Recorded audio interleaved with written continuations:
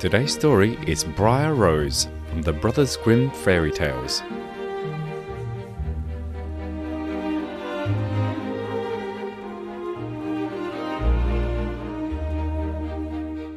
A king and queen once upon a time reigned in the country a great way off, where there were in those days fairies. Now this king and queen had plenty of money, and plenty of fine clothes to wear, and plenty of good things to eat and drink, and a coach to ride out in every day.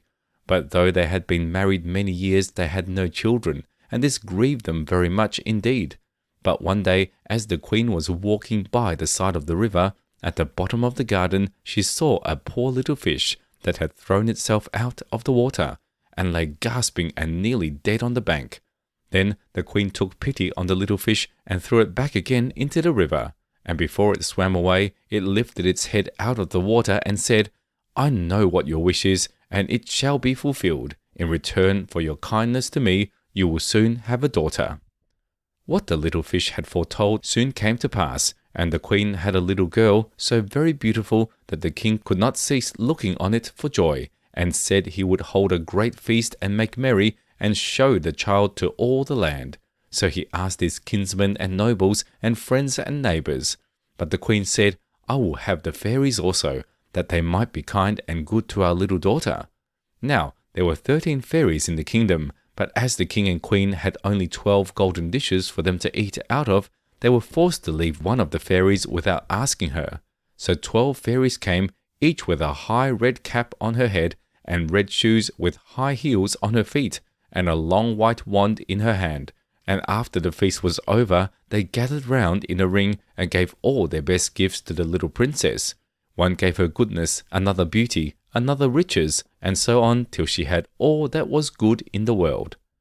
Just as 11 of them had done blessing her, a great noise was heard in the courtyard, and word was brought that the 13th fairy was come, with a black cap on her head, and black shoes on her feet, and a broomstick in her hand, and presently up she came into the dining hall. Now, as she had not been asked to the feast, she was very angry, and scolded the king and queen very much, and set to work to take her revenge. So she cried out, "The king's daughter shall, in her 15th year, be wounded by a spindle and fall down dead." Then the 12 of the friendly fairies, who had not yet given her gift, came forward, and said that the evil wish must be fulfilled, but that she could soften its mischief. So her gift was, that the king's daughter, when the spindle wounded her, should not really die, but should only fall asleep for 100 years. However, the king hoped still to save his dear child altogether from the threatened evil, so he ordered that all the spindles in the kingdom should be brought up and burnt. But all the gifts of the first 11 fairies were in the meantime fulfilled, for the princess was so beautiful and well-behaved and good and wise that everyone who knew her loved her. It happened that on the very day she was 15 years old, the king and queen were not at home, and she was left alone in the palace. So she roved about by herself, and looked at all the rooms and chambers, till at last she came to an old tower, to which there was a narrow staircase ending with a little door. In the door there was a golden key, and when she turned it, the door sprang open, and there sat an old lady spinning away very busily. "Why, how now, good mother?" said the princess. "What are you doing here?" "Spinning," said the old lady, and nodded her head, humming a tune, while buzz went the wheel. "How prettily that little thing turns around," said the princess, and took the spindle and began to try and spin. But scarcely had she touched it, before the fairy's prophecy was fulfilled, the spindle wounded her, and she fell down lifeless on the ground. However, she was not dead, but had only fallen into a deep sleep, and the king and the queen, who had just come home, and all the court, fell asleep too, and the horses slept in the stables, and the dogs in the court, the pigeons on the housetop, and the very flies slept upon the walls. Even the fire on the hearth left off blazing, and went to sleep. The jack stopped, and the spit that was turning about with a goose upon it for the king's dinner stood still, and the cook, who was at that moment pulling the kitchen boy by the hair to give him a box on the ears for something he had done amiss, let him go, and both fell asleep. The butler, who was slyly tasting the ale, fell asleep with the jug at his lips, and thus everything stood still and slept soundly. A large hedge of thorns soon grew around the palace, and every year it became higher and thicker, till at last the old palace was surrounded and hidden so that not even the roof or the chimneys could be seen. But there went a report through all the land of the beautiful sleeping Briar Rose, for so the king's daughter was called, so that from time to time several king's sons came and tried to break through the thicket into the palace.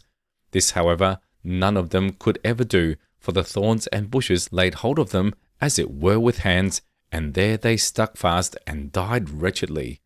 After many, many years, there came a king's son into that land, and an old man told him the story of the thicket of thorns, and how a beautiful palace stood behind it, and how a wonderful princess called Briar Rose lay in it asleep with all her court.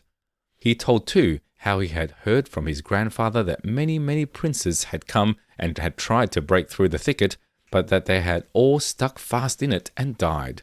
Then the young prince said, "All this shall not frighten me. I will go and see this Briar Rose." The old man tried to hinder him, but he was bent upon going. Now that very day the 100 years were ended, and as the prince came to the thicket, he saw nothing but beautiful flowering shrubs, through which he went with ease, and they shut in after him as thick as ever.